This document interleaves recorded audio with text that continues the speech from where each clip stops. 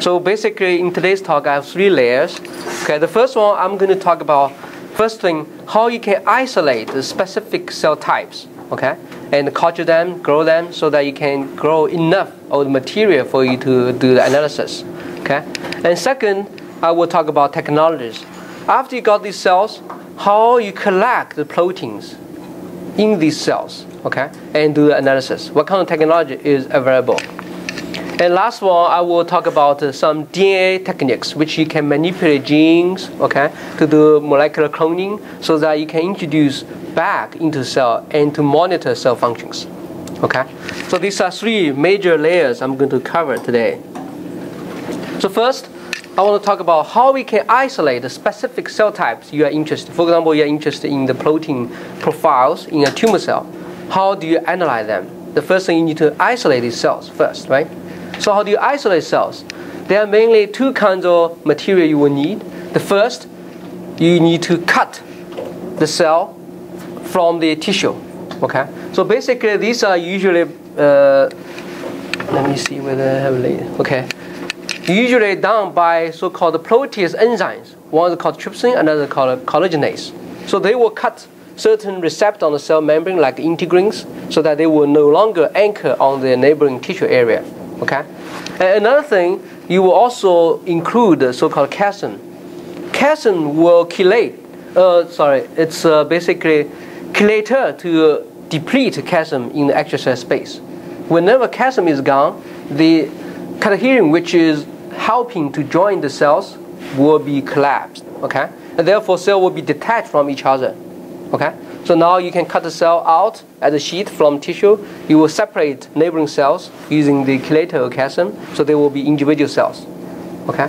As long as you got different kind of individual cells, you have different ways to separate them.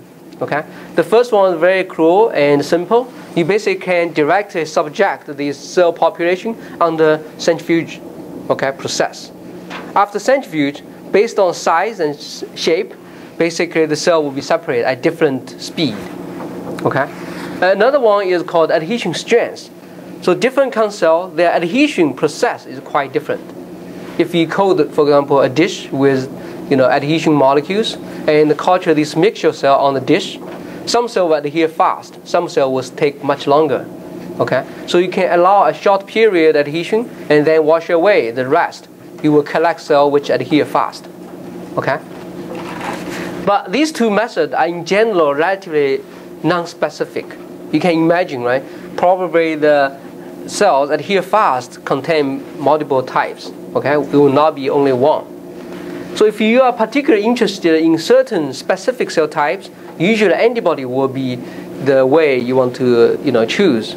So for example, if you are interested in specific cell type and you know there are some specific receptors on cell membrane, you can choose the antibody to label these receptors. Okay? And then you can use like magnetic beads or other beads which will specifically bind to the antibody to extract and isolate the cell you are interested. Okay? So these will provide relatively high specificity. Okay? And there are other 2 advanced technologies. One is called FACS, fluorescence activated cell sorter, okay, which will provide very powerful and high specificity isolation of cells. And another one is macro dissection, which can be very useful for a specific or unique isolation of cells, particularly for solid tumor cells. Okay, these are called laser capture dissection. I'm going to introduce these 2 specifically in the next couple of slides. So first, fax machine. So fax machine is called basically fluorescence activated cell sorter, right? And this is structure of this thing. You can see if you got a mixture of cell population, you can inject into this channel, and then there will be a sheath flow. Okay, high-speed sheath flow will flow through this very narrow channel and wrap the cells going through this channel. And in this channel, most of the cell will be in the single cell status. Okay, although some of the cell cluster will also occur, but these will be discussed as you can tell later. So first thing, of course, you have cell mixture, and if you are specifically interested in certain types, you can use antibody to label these specific cells, as I mentioned, right, recognizing some membrane receptors. And these specific cells will be fluorescent. Okay? And when the cell mixture going through here, whenever they detect, for example, a laser, detect a fluorescence, that's the cell you want, right? And when they pass it, it will label with specific charge, such as in this case, a negative charge will be applied for the cell you are interested. Okay? And other cells will pass through without being, labeled with charge or labeled with positive charge. Okay? So when they go through here, there's another electric field. The cell you are interested, which is labeled with negative charge, right? They will be pulled by this electric field towards the right. Okay? I think the color labeling is wrong in this cartoon, but you got the idea, right? If the cell you are interested in labeled with negative charge, they will go to the right side. Okay? So these are cells you want to collect. Okay? Other cells, they will either go to the left side, or they will be not charge labeled, they will go to the center place. These will all be discarded in this specific case. Is it clear? So you can imagine if you want to simultaneously isolate two types of cells, you can do so as well, because you can use two kinds of antibody, right? Labeled with different color fluorescence. So when they go through this laser detection first, they will be labeled with like negative charge and positive charge. Then you can collect two cells at the same time. Is it clear so far on this? Okay, so this is a very convenient and powerful technology to separate and isolate the specific cell types you want. Okay? And for some specific occasions, for example, these are solid tumors, you can direct collect the species, right? And in the center, you can, stain these tumors, and in this part, they are concentrated with very pure tumor cells. Then you can use this laser capture microdissection, easily just to cut out, use one laser, and use another laser to just flip to another, collecting dish. Then you collect all the relatively pure, group of the tumor cells. Okay? But this one is relatively limited, only very useful if you are collecting the tumor cells, solid tumor cells, in a concentrated area. Okay? So this is basically the cells. After you collect, you culture dishes. Okay? I want to introduce some terminologies, because some of the different fields, they call these different cells different names. So one is called in vitro. For chemists, in vitro meaning protein in solution, right? But for physiologists or biologists, usually in vitro meaning the cells culture on dishes. Okay? In vivo means in the animals or in the body. Okay? And the cells you directly collect from the tissue or animals. These are called primary cultures. Okay? And you can already know if you culture different kind of cells, they have different morphology, such as fibroblasts on the left and myoblasts on the right. Okay, after you collect these specific cell types and culture them, they already have different phenotypes. Therefore, you can culture them, grow them, and study the, functions of these proteins inside them. Okay. There are another two kinds. One is called the oligodendrocyte, and the bottom one is called the tobacco cells, BY2 immortal cell line. Okay? So with the cell isolation technology, you can really separate different kinds and culture them and study. Okay? These are typical cell types you will encounter in the lab if you are working on cell cultures. So one is called 3T3 cells. Basically, these are fibroblasts. Okay? And I think MDCK is also very popular. These are from dog epithelial cells. HeLa cell, if you are studying some cancer, research, this is also cell type you will encounter a lot, called epithelial cell from human. And recently, people are more interested in stem cells, and these are the typical ones like R1, which you will encounter a lot if you are using the mouse embryonic stem cells, and H1, H9 will be the human embryonic stem cells. Okay. So these are regular cell types, and there are another type called hybrid cells. Okay? Hybrid cell, basically if you put two cells together, two kinds of cells together, and if you add some so-called fusion agent, okay, if you mix them together as a fusion agent, they will merge together to form so-called heterokayon. Okay? So these heterokayon have two nucleus. Eventually, they will integrate together to form so-called hybrid cells. Okay? So you might wonder, what's the usage of these hybrid cells. Okay. Next slide, I want to show you. It will provide a very powerful tool for you to generate, for example, antibodies, continuously, without limitation. Okay. So, for example, if you want to generate antibody for a specific antigen X, for example, the typical way is you inject the antigen into an animal, like a mouse, and the mouse will have immune response, produce antibodies. Okay, and these are generated by B lymphocyte.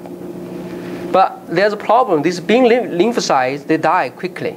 Okay, therefore, if you want to collect antibody, you have to do it quick and with limited quantities. And there's another kind lymphocyte which is collected from tumor B lymphocyte. They can grow forever, but they don't secrete the antibody you want, right? But people can use the concept of hybrid cell to combine the benefit of both of them.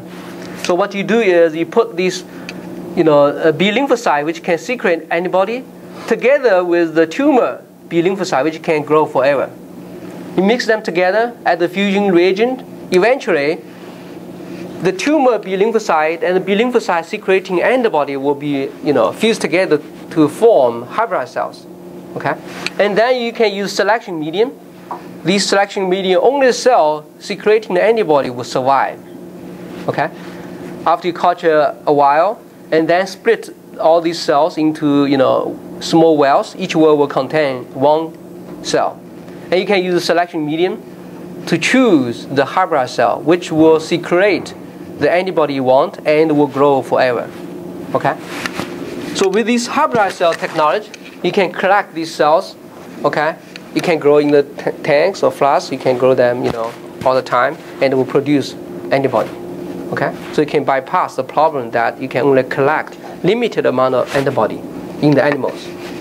Okay, so this is the usage of hybrid cells. Now you have different kinds of cells, right? Isolated. How do you analyze the function of these cells or the protein function of these cells? For example, you want to know the protein profiles, whether they are phosphorylated in your tumor cells. How do you do that?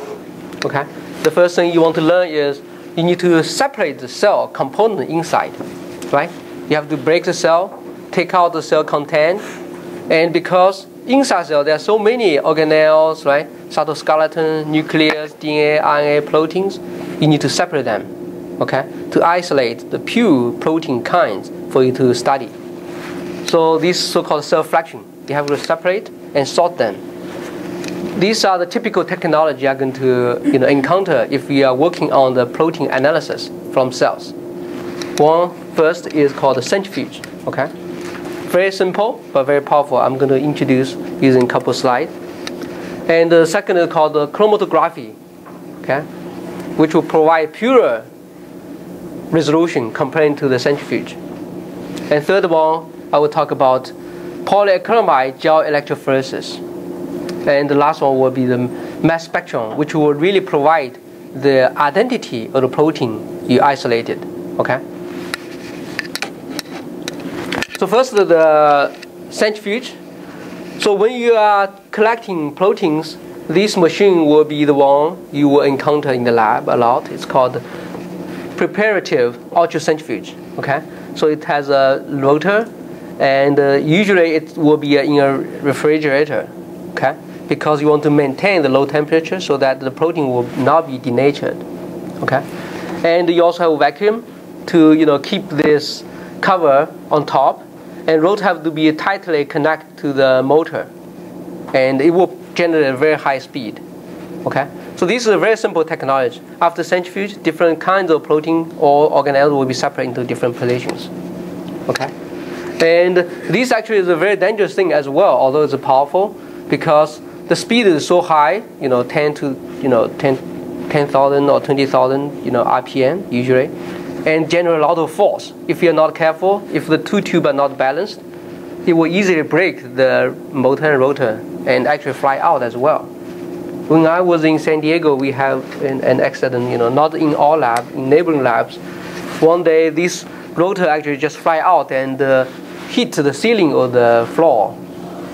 You can imagine how much force it will generate, right? Because the two small tubes are not balanced.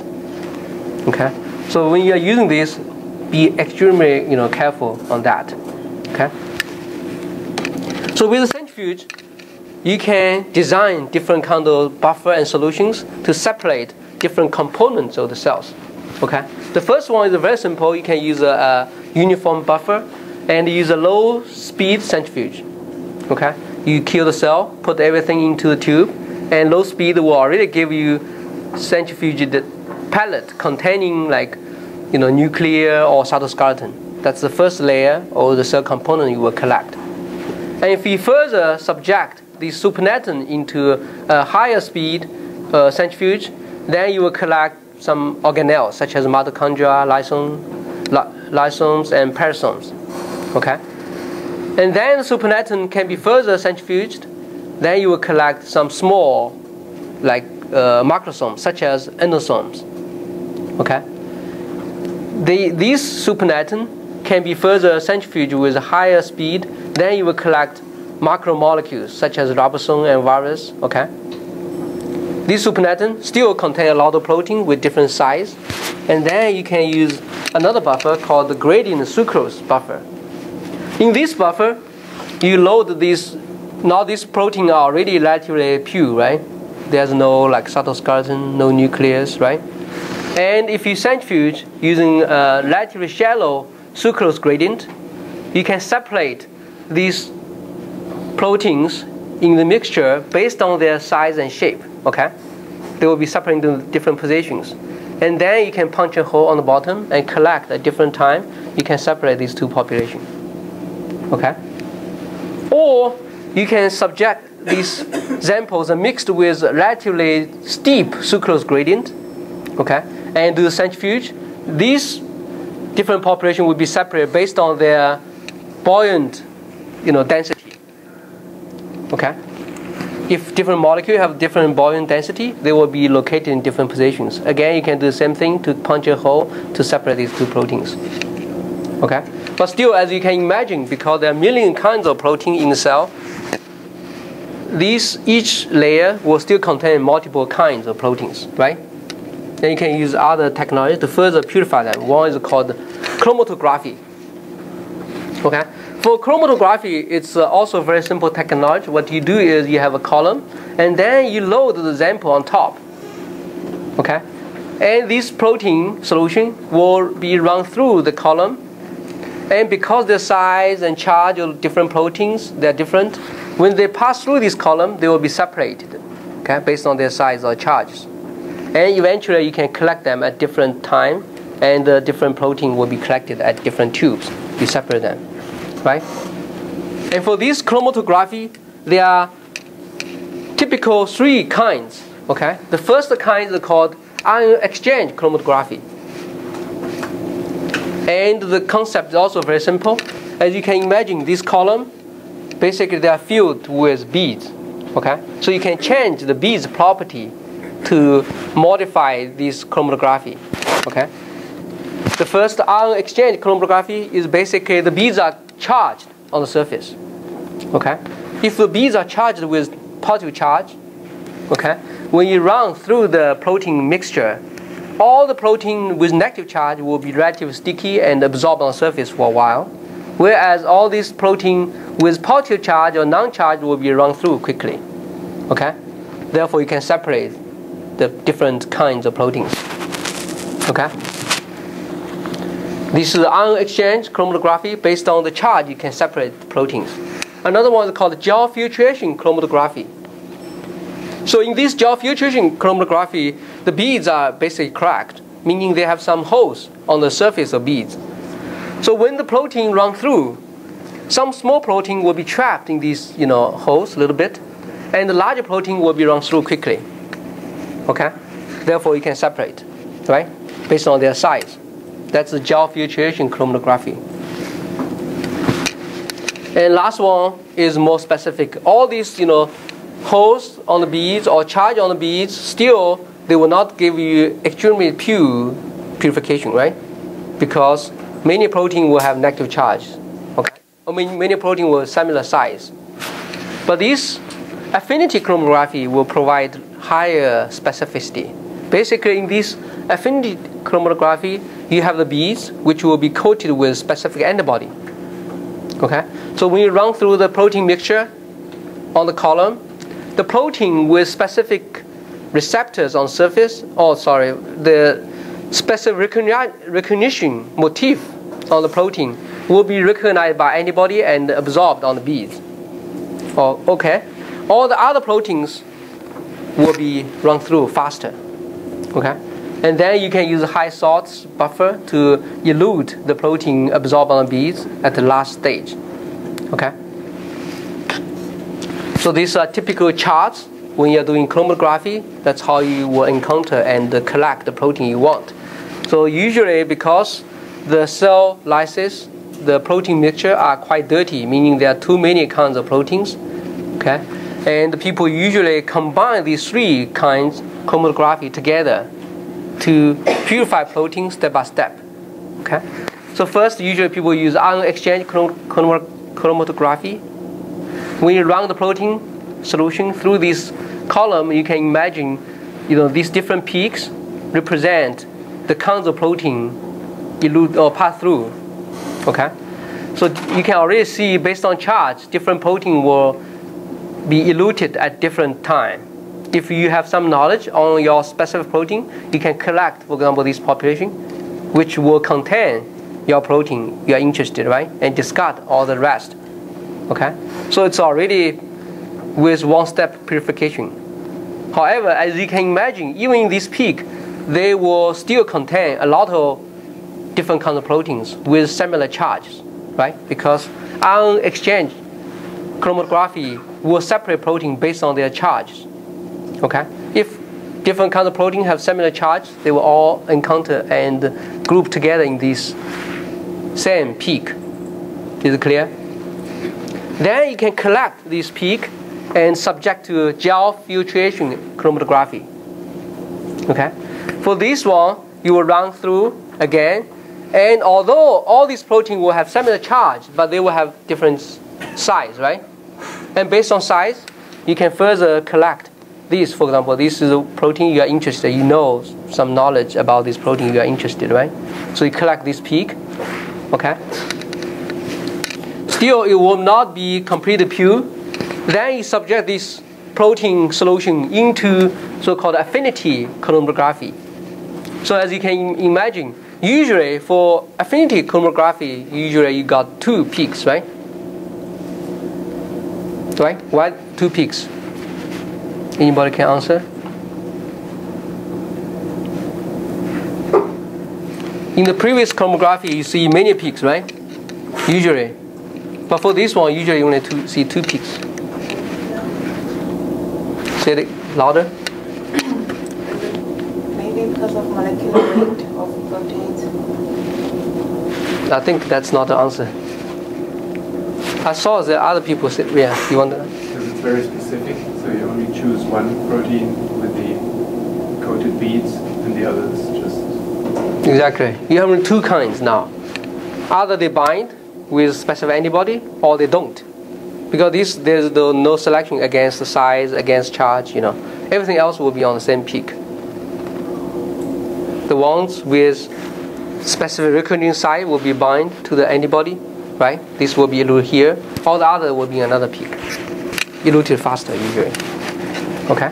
So after this, you have relatively high specificity collected proteins. Okay? And this is the next step, which I'm going to introduce, called electrophoresis. You can run into gel and use antibody to identify the protein you purified. Okay?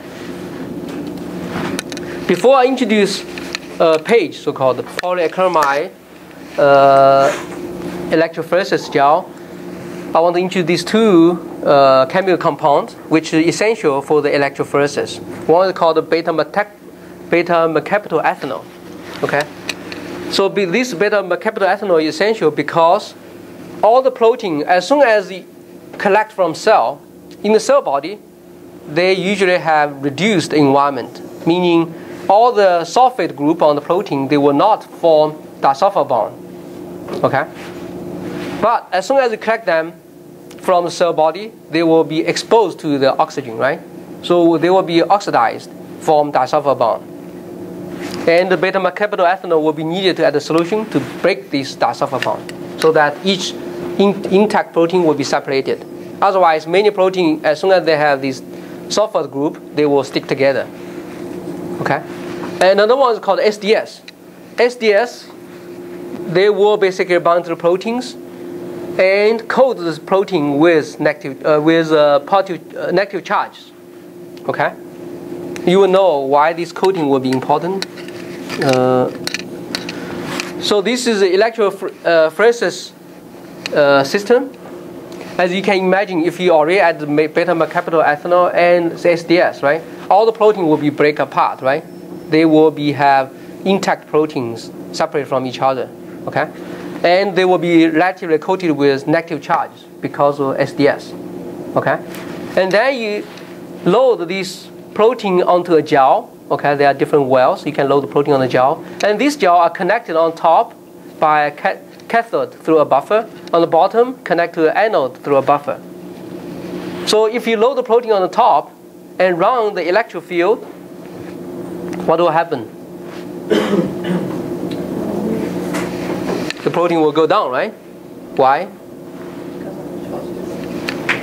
Yeah, because they are coated with SDS, so they are negative charge, right? They have to go to the positive charge side. So they will run through the gel. And these gels are essentially very tiny small beads in the gel. So you can imagine smaller protein will run slower or faster? Go faster, right? So smaller protein with size will go faster. And larger protein will stay and run slower. Okay? Therefore you can separate these proteins. Okay? So this is the principle of the electrophoresis. So this is basically tell you what will happen if you have two samples. Okay? Two groups of protein. One is relatively pure, okay, and one is, for example, formulate clusters because of disulfide bond. But if you add the beta capital ethanol, this disulfide will be break, so the two proteins will be like separate proteins, right? And they will be further coated by SDS with negative charge, okay. If you run through the gel, you will see these patterns, right? The smaller one will run faster, located here. The bigger one will run, slower on top, okay? And for this one, because you have one protein, you can see one band, okay? So these are typical, gel after you run the electrophoresis. If you use dye to stain the protein, that's what you can see. Question? Why is it that in some papers they don't use the mercaptor ethanol, but they get the same result? Usually you have to, or you can use other like a DTT, but you can use different reagent. The principle is to break the disulfide bond. If disulfide bond is not break, a lot of protein will cluster together. Because I ran a gel with and without the mercaptor ethanol, but I got the same result. You have to use other reagent which will also break disulfide bond. Otherwise, they will not in general, because all the protein will be oxidized, and they will ligate together through the disulfide bond. So the protein site will be changed. Supposedly, you should see different patterns. Yeah, unless they have specific, these proteins have no sulfide group on the surface, then you will see the same, pattern. Okay. Any other question on this? Okay. So now you have the gel, right? And you already have separated the protein on these gels. But you can imagine this electrophoresis, still the basic principle is based on size, right? There are still a lot of protein which will have similar size, so they will be located in the same spot. And then another technology called Western can further help you to identify the protein you are interested in. Basically, the principle is you assemble a sandwich. So you have a gel in the middle, put a very tight membrane on the bottom, and a filter paper on the two sides, okay? Then you apply electric field on top, the negative, on the bottom is positive, right? So you can imagine the protein will be transferred to the membrane, right? Why?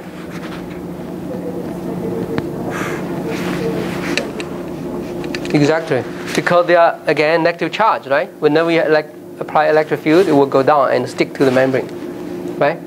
So this is actually an important step. You have to make sure your membrane is put in the right side.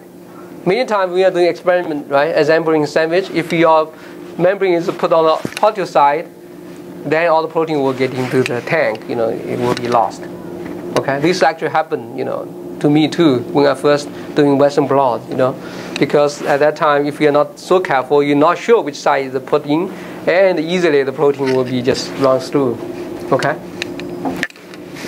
Now, after you have protein stick to the membrane, you can do further, staining to identify protein you are particularly interested. So if you have membrane take out, then you can apply so-called primary antibody, first antibody, which will specifically recognize the protein you are interested. Okay. So the protein band will be identified, and then you can further add the secondary antibody, contain some enzymes, and then add some chemoluminescence substance, which will be modified by the enzyme to emit luminescence. Okay? Therefore, you can subject this gel to a detection machine. You can see the color of the luminescence. Okay? And therefore, you know the location of the proteins. So these are typical, Western blot gel. Okay? You already incubate the membrane with specific antibody, for example, c-MYC, and you can identify these specific proteins already isolated. Okay, as you can see, there are also some minor bands. This is also quite common in the laboratory because not all the antibody will be that specific. Only recognize a specific protein. There's some similar motif to the protein with different size. They will also be picked up by the antibody. Okay.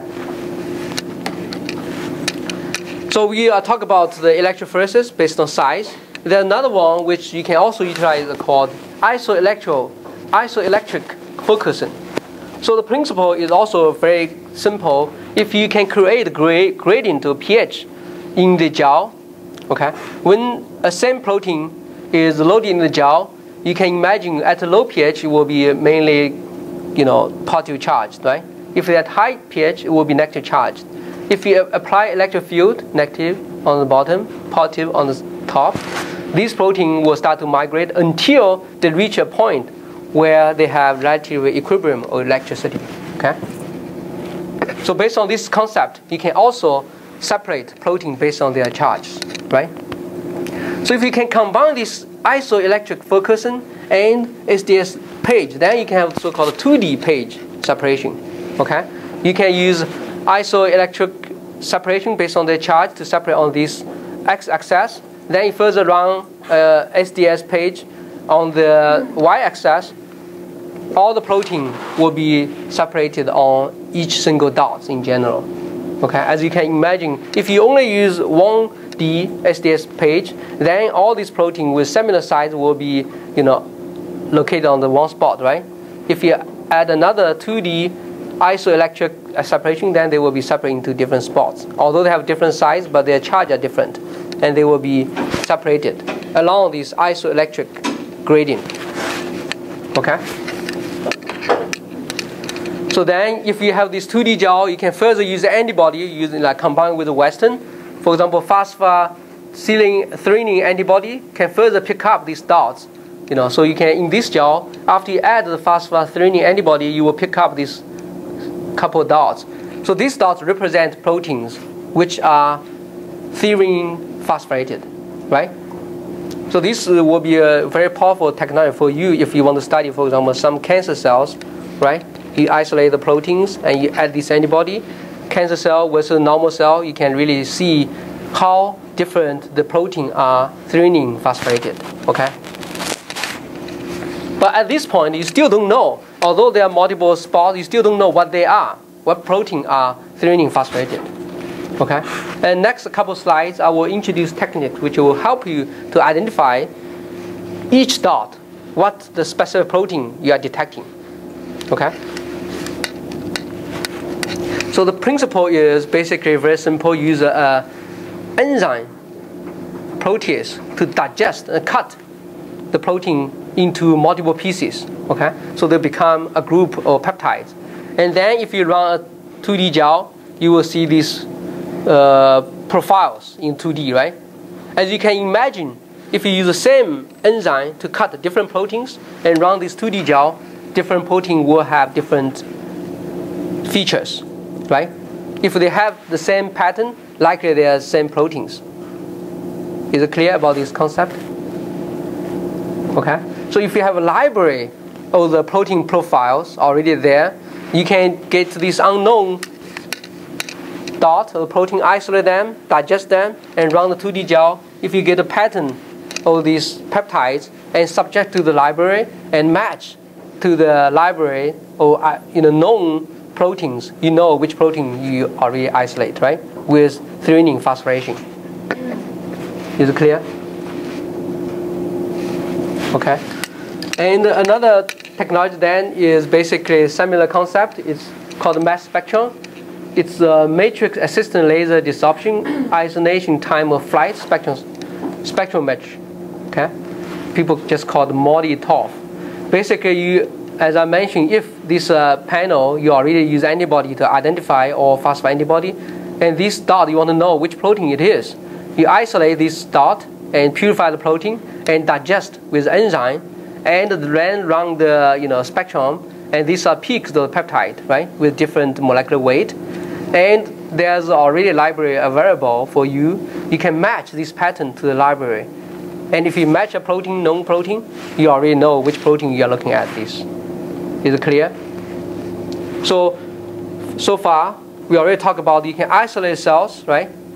You can collect the protein, you can subtract and separate all the proteins, and eventually you can select protein which is specifically modified, and then use mass spectrum to identify which protein it is. Okay? Therefore, you can really study what kind of microenvironment or stimulation can modify the cells. Okay? Modify on specific proteins, right? Based on this technology. Is it clear? Okay. About this protein map or library, how would you use it? Yes. So for example, all the protein, right? People have, for example, if a known protein, right? You can generate like, the gene sequence I already know, and I'm going to talk about DNA technology. In the next couple slides, you can amplify all these known proteins, and then each protein you can subject to this mass spectrum. They will generate their own unique feature, right? Each different protein, they will have different features because the amino acids are all different, right? And if you use the same enzyme to digest, they will give you a unique pattern. Is it clear? For all the known proteins. Okay? So you would go to a certain website? Yes, like exactly. NHBI, they will provide this. Right. So this is the library already known, existing, right? And then in your own experiment, for example, you are interested in certain stimulation, for example, serum stimulate, certain protein modifications, and you isolate a protein, right? You grow this isolate protein and run through the gels, and you identify there's this dot which is particularly phosphorated, right? You collect this protein, it's an unknown protein, you don't know which protein it is, right? You purify the protein, digest them, subject this mass spectrum, you got a profile. And then you run this profile to match the known library of the proteins. If they match, and you will know which protein it is, because based on the match, you can find out which protein identity is in the library.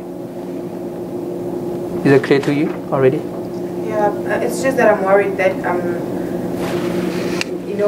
mistakes do happen, and what if you probably did not run your gel long enough to get a correct spot size, if I may call it a spot size, and then you happen to have a mismatch?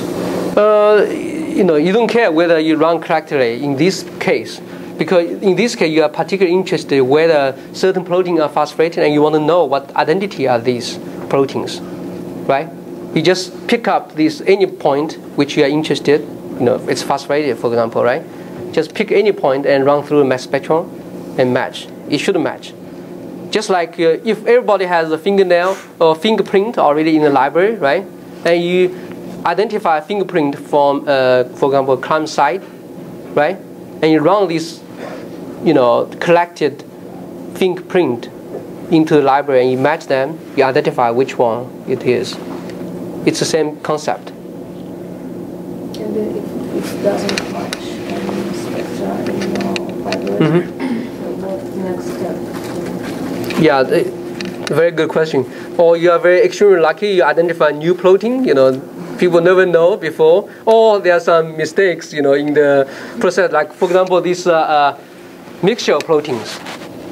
You remember there are two proteins together, therefore when you digest it's a mixture of the profile. But still there are software which can help you to identify whether it's a mixture of different proteins superimposed on each other. Right?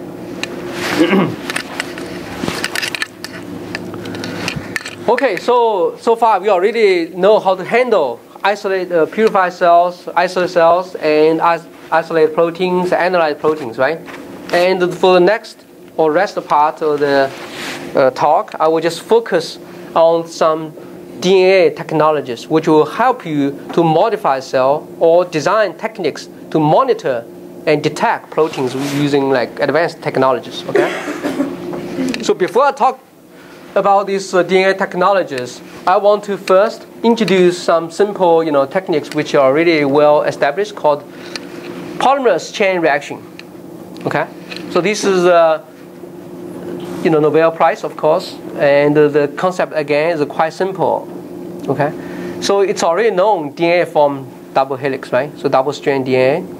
If you use heat to separate them, usually it has to be almost 95 degree or 100 degree. They will be separated, melt.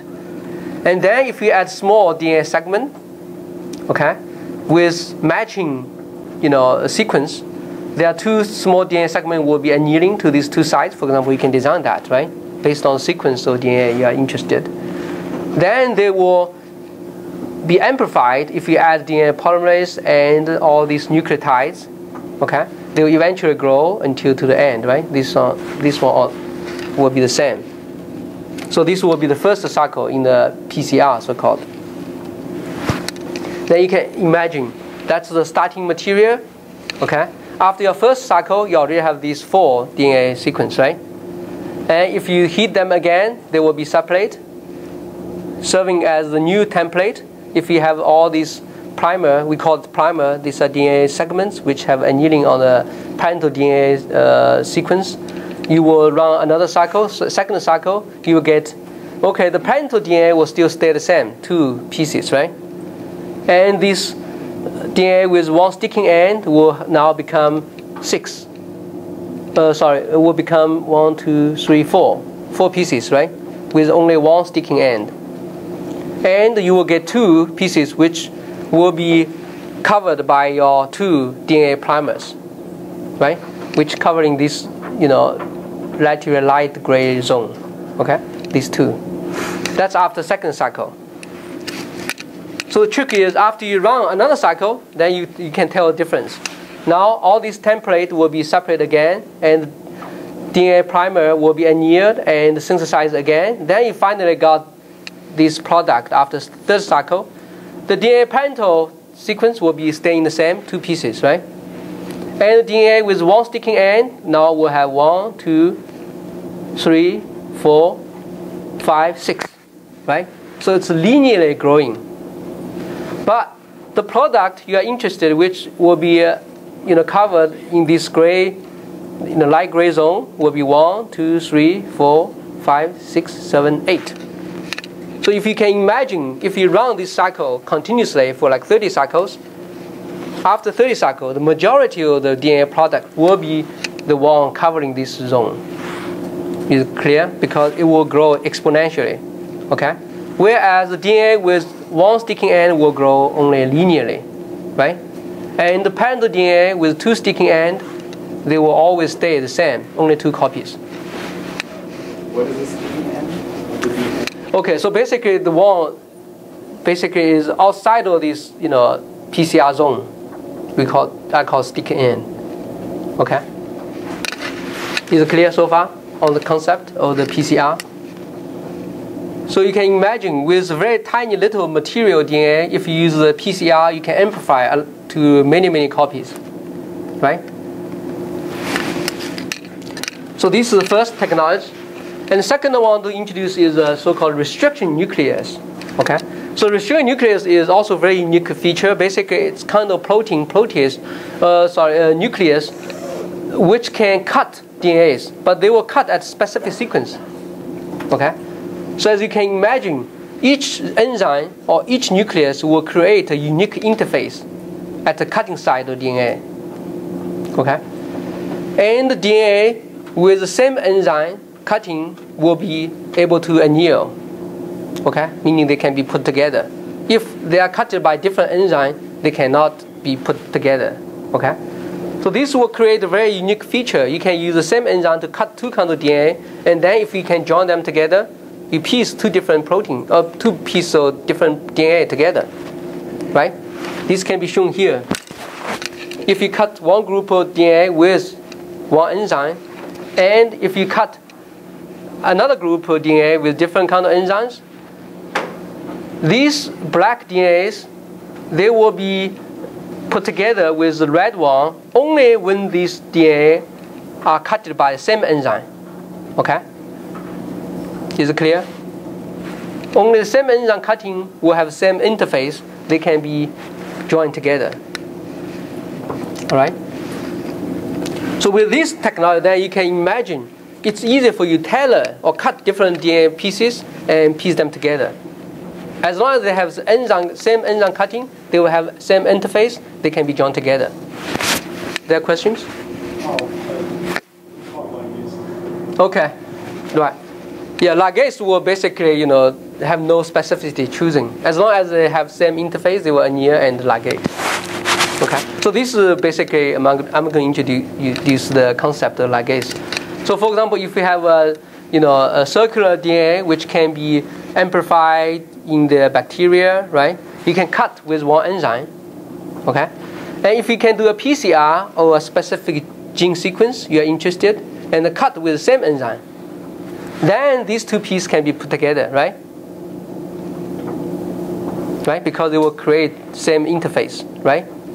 They can be joined together by ligase and become a new circular DNA, which has this red, enzyme, red DNA sequence specifically inserted into the DNA vector. Okay. Then this DNA vector can be put into bacteria, right? If you put into bacteria, use transformation, and you can grow them, it will create like millions of copies of DNA. And this DNA now will have the new DNA sequence you are interested. So you can amplify the DNA sequence whatever you want. Is it clear about this molecular cloning? Using restriction enzyme to cut, right? To insert into the big circular DNA to allow them to grow and multiply. Okay? Now this will be utilized again for the next couple slides, okay? To amplify and synthesize specific proteins you want. Okay? So in this one, for example, you already have a DNA circular vector and some promoter sequence. Okay? And you want to amplify or grow specific protein you are interested. First, you can generate a DNA segment, which if it's expressed, it will produce the protein you want. Okay? Then this DNA segment can be cut with the enzyme you design. With the same enzyme cutter vector, these two can be pieced together, right? And promoter and the DNA sequence you are interested will be joined together into the integrated circular DNA. And then this DNA can be put into bacteria. If you add chemicals to turn on the promoter, the DNA will be transcribed, right, into RNA and translated into protein. Okay? Therefore, you can specifically amplify a protein you are interested. Right? If you know the gene sequence controlling the protein production, you can do this procedure to amplify a protein you are interested. So far, so good. Using the restricting enzyme side and DNA ligation to create this so-called DNA plasmid to produce the protein you want. Okay? So now with all these DNA technologies, you can do some very tricky things to the cell to analyze the protein functions. Okay. The first one is you can basically identify a specific protein location, for example, right?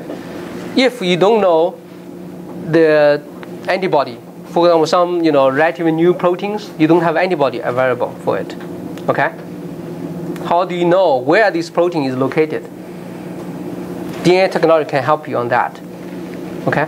So usually, if you know the protein, right, but you got to know the gene sequence as well, right? These are all library there.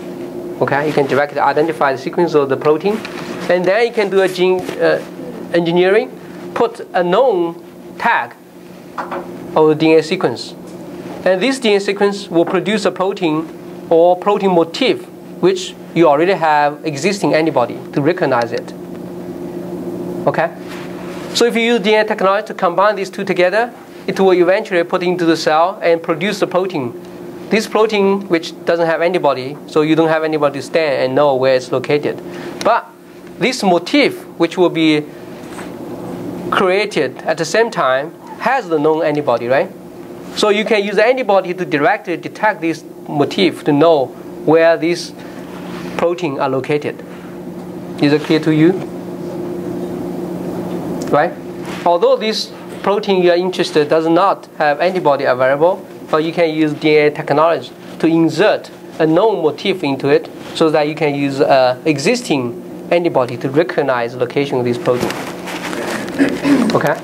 And this further will allow you to use the known antibody to recognize this motif and pull down this protein, okay, to analyze the protein you are interested. Okay?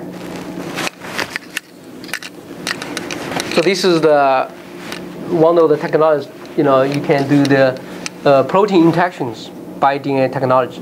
For example, there's a protein X, right, which is relatively new. Although the sequence is known, the DNA sequence controlling this protein X production is known, but there's no antibody available.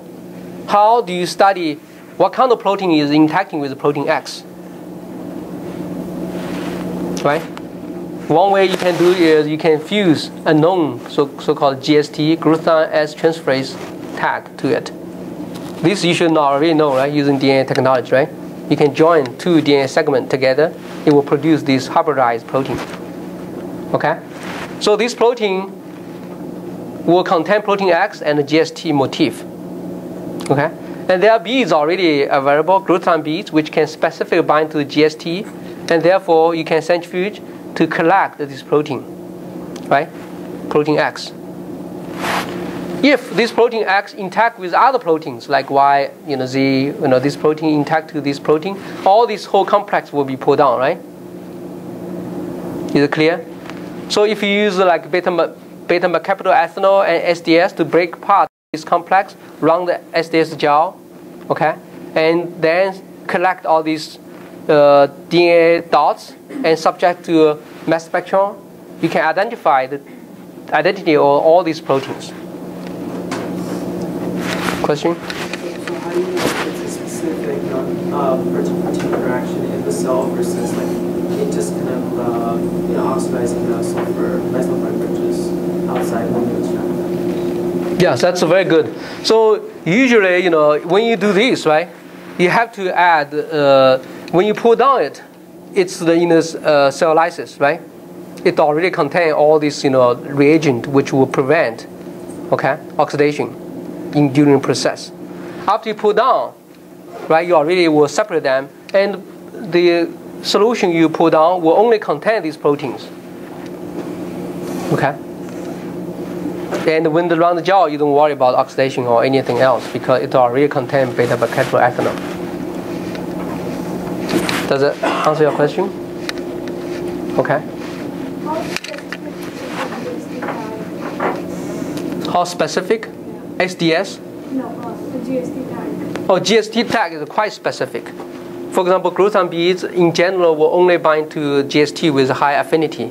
It will not bind to other proteins because this GST actually is not generally produced in the endogenous cells. So most of the other proteins, they don't have this tag. They will not be put down. Is it clear? This GST is an exogenous motif which you don't have in the native cells. Okay. So EST affect the protein function, protein X function? Very good question. For the most of protein people tested, it did not. Okay, but you cannot deny that this, of course, will affect like the kinetics, how fast they move, But in general, their binding, their location are similar. Okay, this GST obviously will put a bag on this protein, right? So it will probably walk or move slowly. You have a question?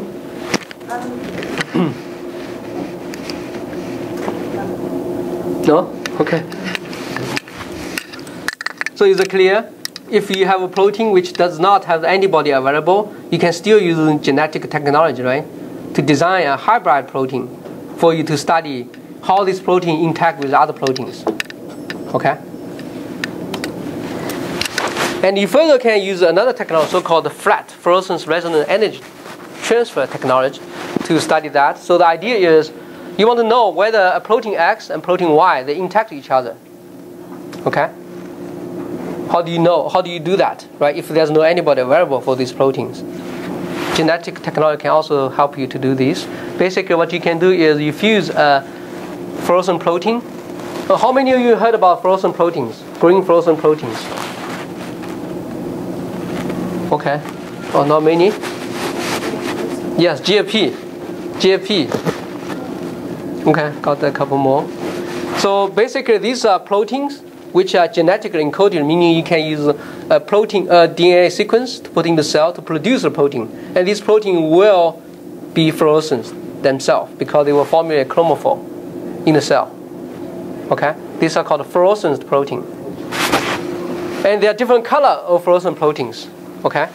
So the technology basically showing here is you can put two DNA sequences together. One is a sequence for the protein X. One is a DNA sequence for the so-called blue fluorescent protein. If you put them together, you will have hybrid protein, right? Containing protein X and blue fluorescent protein. And you can do the same thing for the protein Y with another color fluorescent protein. Okay? So you have two hybrid proteins, right?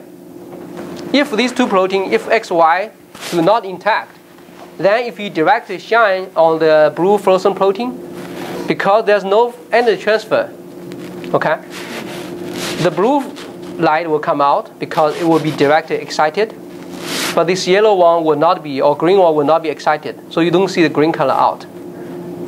Is it clear? However, if protein X and Y interact with each other, they will get together.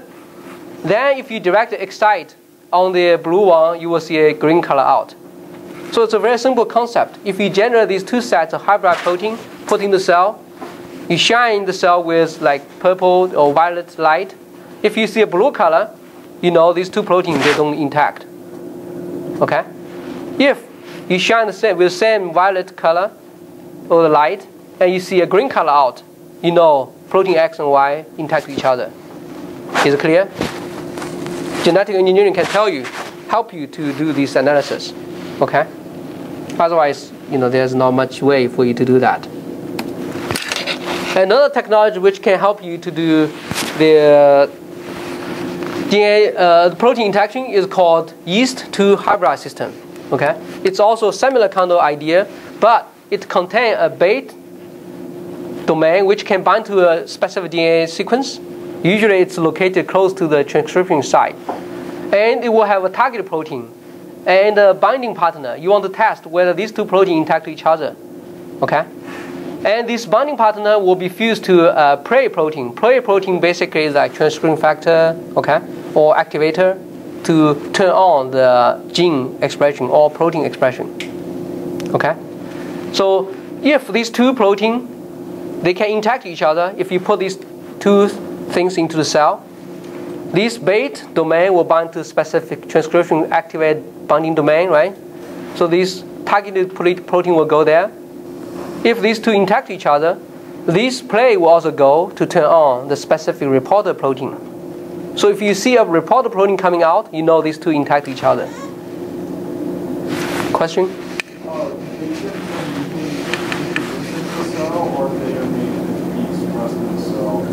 Okay, very good question.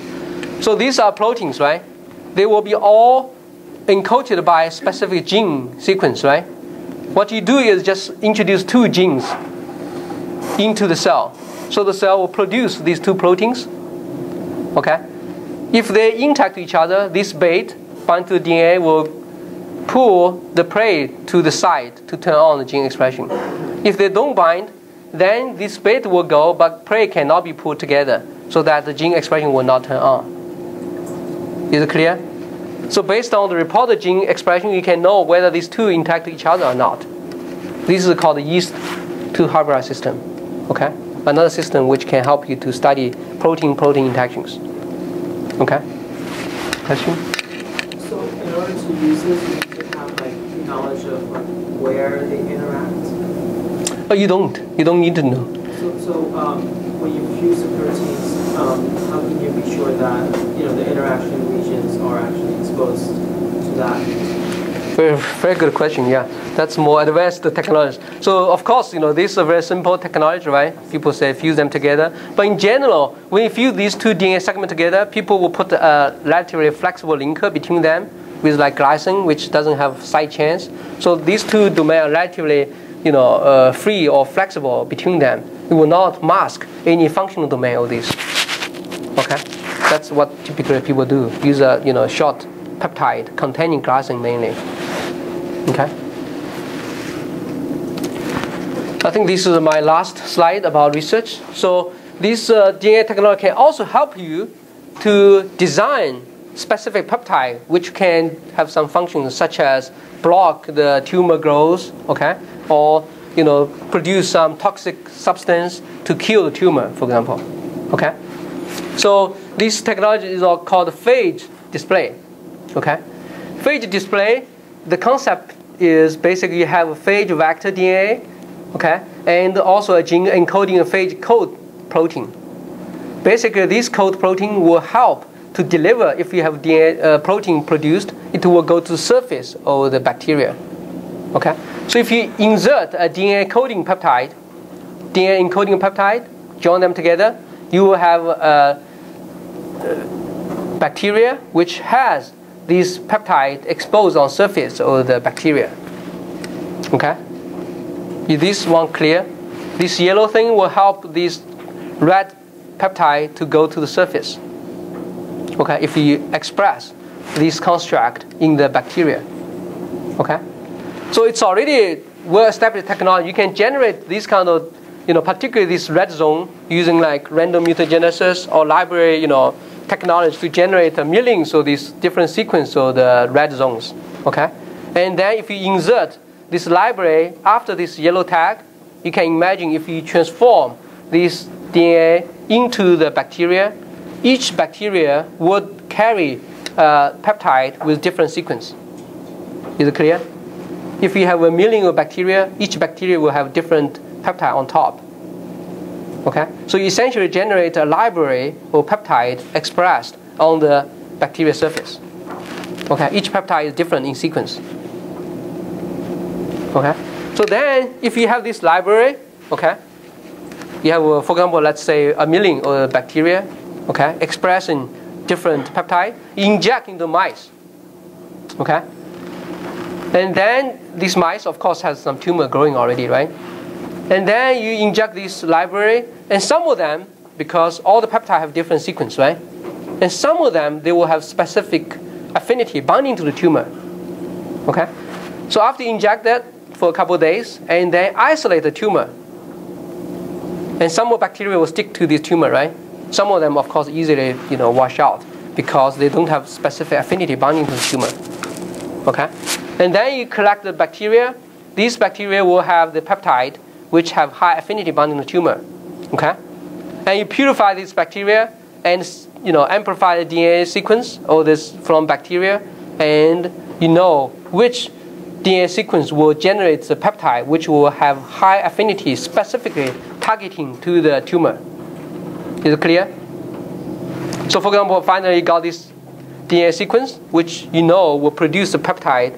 If this peptide is put into the mice, it will go to tumor. Okay? So if you can imagine, if you already know this sequence, that will be very useful, right? You can put another gene sequence which will produce like toxic compound, or you can even directly add a toxic chemical to it with the peptide. If you inject in the tumor, right? This thing will help you to go to the tumor, and this toxic chemical will kill the tumor. Is it clear? So this is a relatively high throughput. You know, you don't need to know anything about which peptide will bind to the tumor. You generate a library, millions of different kinds of peptides, right? Using the phage display, and it will automatically help you to select the peptide which will bind to the tumor. Is it clear so far? You don't need to know which sequence is good for the tumor. It will help you select the peptide which will specifically bind the tumor. A question? So for the endpoints and DNA that encodes the peptide, so how do you guys like does it take into account like introns and exons? This one you don't need to worry. These are all exons, exogenous protein or DNA segments. Okay. Yeah, because these are all designed plasmid. Everything will be produced. Oh, okay. Yeah. Is it clear to you? You can generate a library with different peptide sequence, inject into mice, okay? And the tumor will basically absorb all the peptide with high affinity to the tumor site, right? Then you collect the tumor, okay? You know which sequence it is using the technology we already talked about, right?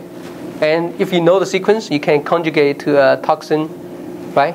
Inject again, then they will go to the tumor site to kill the tumor. That it doesn't go to other side. Very good question. Of course, you have to select, right? You know, you collect from tumor. At the same time, you know, you probably want to check whether this will go to other side. But because you can generate a library, you can always select to specifically choose the peptide which, with high specificity, only go to tumors, right? Is it clear on this technology? Okay. So I think just this is a summary. You probably already know, right? Basically, we covered how you can select a specific cell type from the tissue, from the animal bodies, and how you break apart the cell body, collect all protein inside, how you use different technology to study what are these proteins, which modification has happened on these proteins, right? And we also talk about genetic engineering, which will be very powerful for you to manipulate and create hybridized proteins. And these hybridized proteins will help you to study the protein-protein interactions and help you to select the peptide or protein motif, which will specifically target some tumors or other disease site if you want. Okay? And this can also help you to do very high throughput, screening technology. You don't really need to know which peptide or which protein motif will bind to tumor, will bind to the disease site. This library will help you to quickly select and choose the one in which you are interested. Okay? That's all for my talk. If there are any other questions, I'll be happy to answer. No more? Already asked everything? Okay.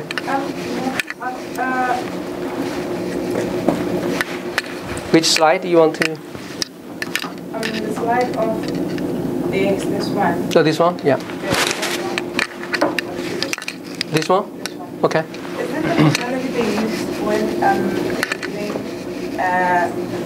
beacon PCR, when they're using the beacon, I think they called molecular beacon? Beacons, yes.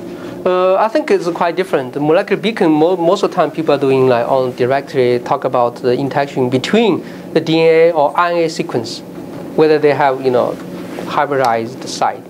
These are basically talking about a protein, whether the two proteins are intact to each other. Yeah. So these are DNA sequence. Hybrid DNA sequence will generate hybrid proteins, right?